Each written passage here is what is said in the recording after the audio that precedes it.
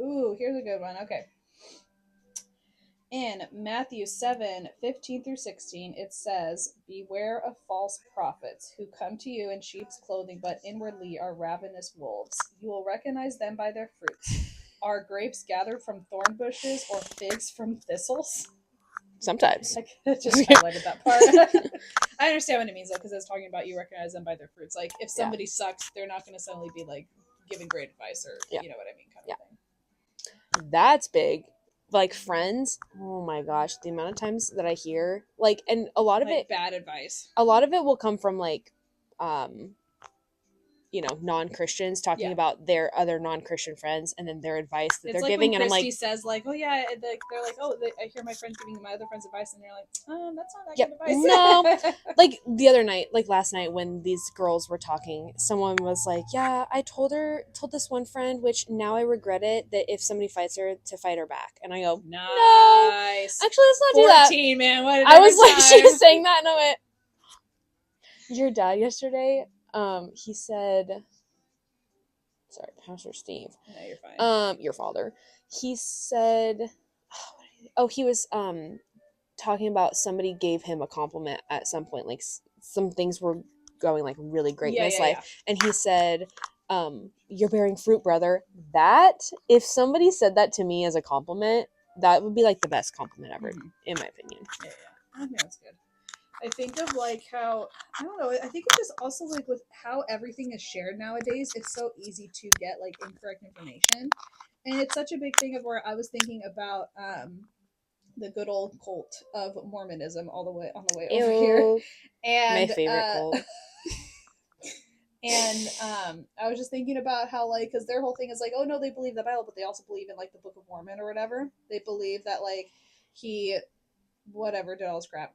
And I'm just like, I can understand, like, even in like Christianity, like we have books by authors that like we like to read or whatever, but we don't regard them at the same level as the Bible. It's just like, oh, it's just somebody like sharing, like, oh, I got this. Like, it's one thing to study something and grab certain things from it, and then like say, hey, this is biblical truth. Like right now, you have to follow these things that I said based off of the Bible. Well, it's also different. Like you can find books where like people like write books based on like revelations that they got from reading the Bible, and that like that's good. Like I have a lot of books from like when I went to Rhema and stuff like that, and it's all like books of people where they are teaching about stuff, but everything they're teaching about, they have a scripture that it ties into, of like the scripture says this because of da da da da da.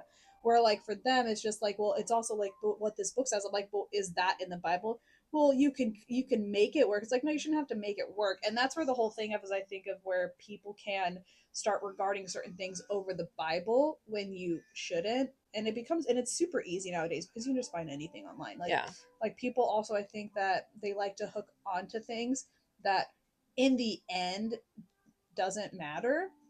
Like people, like there's people that are so focused on end times, even though it doesn't really matter. Like obviously you can have discussions and you can have like teachings about it and stuff like that, but that shouldn't be like the main thing that you're all about.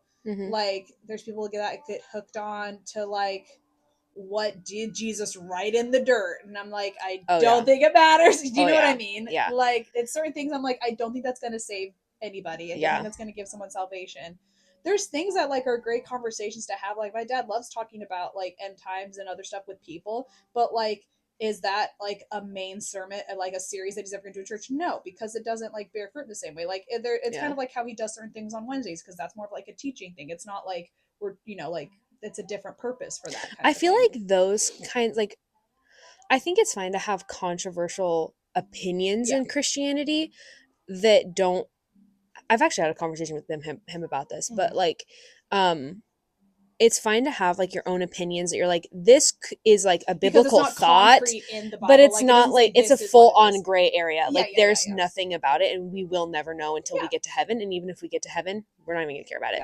But like, those are fine to have. I think those conversations are fine to have by your like one-on-one. But there's, like, what's the one church with Mike Todd? Transformation. It was like their ad for their church, which first of all, that could be a whole topic of why the heck are we advertising churches It's Oh, was weird it to me. saying like, look It at? was like, you should come, basically. Okay.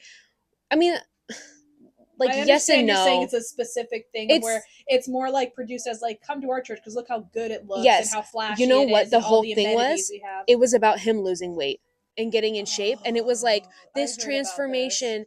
And I commented on it and it has a bunch of likes. And I was like, interesting Wow, how, look at you. I know. But it has a bunch of likes because I said, notice how Jesus wasn't mentioned one single time in this whole ad. Like, not a single Christian thing was mentioned. It was all just about transforming and being changed, Yeah. which can be good or can be really, really bad. Yeah. And it's like only about like his physique and getting in shape. And I'm like, And he didn't look out of shape before. Like I I remember mean, he was seeing bigger, videos. but like It wasn't like obese or overweight. You know what I mean? Like, it it's irrelevant to me. yeah, I mean, you don't want to necessarily watch a pastor that's overweight or like like overly living, obese, I should or say. it's the same thing as like, you Unhealthy. don't want to, you shouldn't necessarily grab everything or listen to everything that like a pastor is if he's like an alcoholic or Yeah, a yeah, drug yeah, addict yeah, yeah, yeah. or Yes, yeah, yeah, an yeah. adulterer or whatever. But like, it's like you border on this like full on pride. Yeah. Like, it's all just about like what I look like, what I'm putting out there. And yeah, it was, that one was rough.